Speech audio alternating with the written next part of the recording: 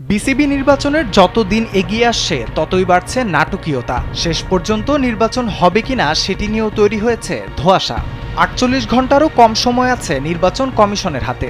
একজোট হয়েছে ঢাকার ক্লাব প্রতিনিধিরা।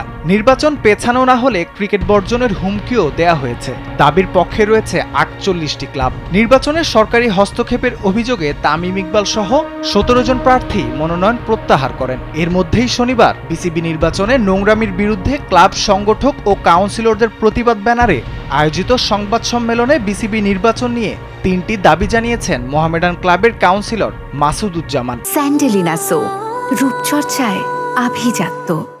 তার সঙ্গে ঢাকার প্রথম সারির বেশ কয়েকটি ক্লাবের প্রতিনিধিরাও উপস্থিত ছিলেন। পাশাপাশি হুঁশিয়ারি দিয়েছেন দাবিগুলো মানা না হলে আগামী ক্রিকেট টুর্নামেন্টে অংশ নেবে না ক্লাবগুলো।